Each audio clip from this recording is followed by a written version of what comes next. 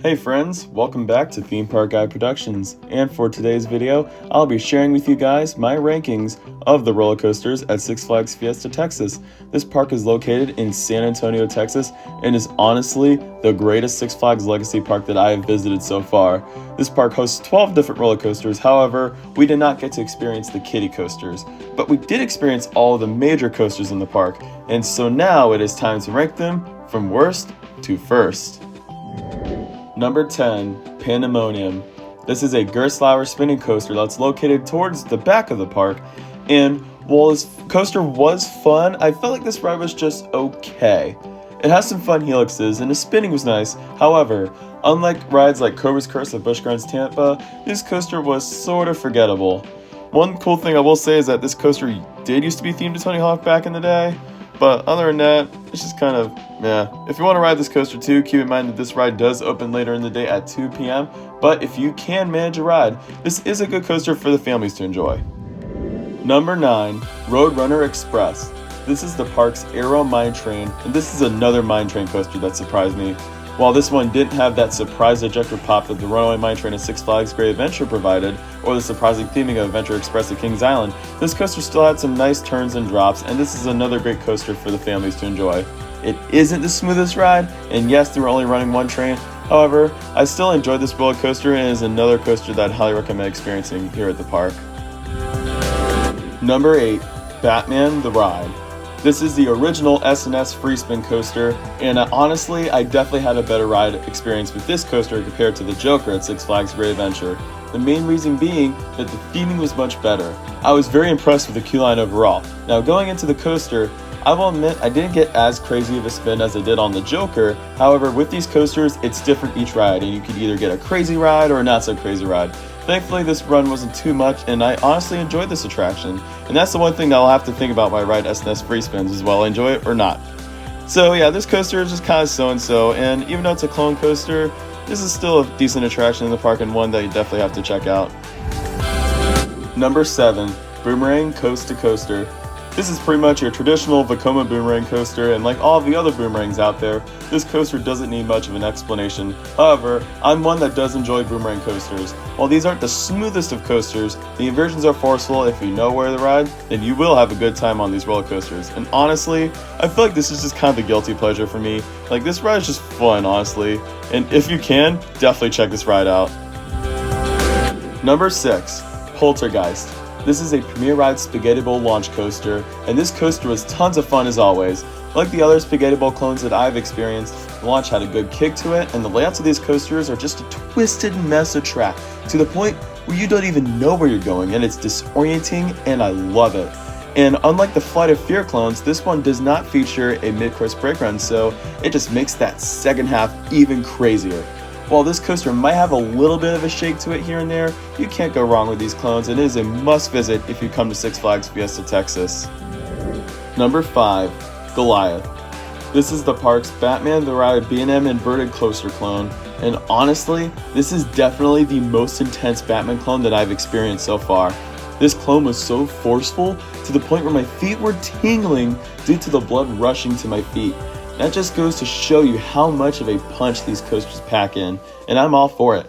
These rides provide great layouts and pull some punishingly forceful positive Gs. And what's interesting about this Batman clone in particular is that it used to be located in Six Flags New Orleans before it was unfortunately struck by Hurricane Katrina.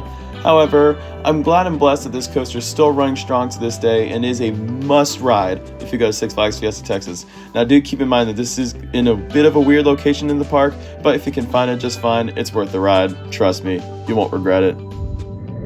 Number 4, Dr. Diabolical's Cliffhanger. This is the newest major coaster in the park and is the park's B&M dive machine. And while I didn't have my expectations set super high for this coaster, this ride genuinely surprised me. Coaster-wise, the drop was fun as always. It has some nice floaty inversions and some decent forces. Yeah, I was a little underwhelmed by the smoothness, considering that this coaster opened in 2022, which was 2 years ago. However, it also has the same issues I've experienced with new B&Ms like Pipeline the Surf Coaster or Penguin Trek. But what impressed me the most was the theming. It had this like spooky theme and it was really cool. Plus, I didn't expect there to be a whole pre-show filled with special effects and a story.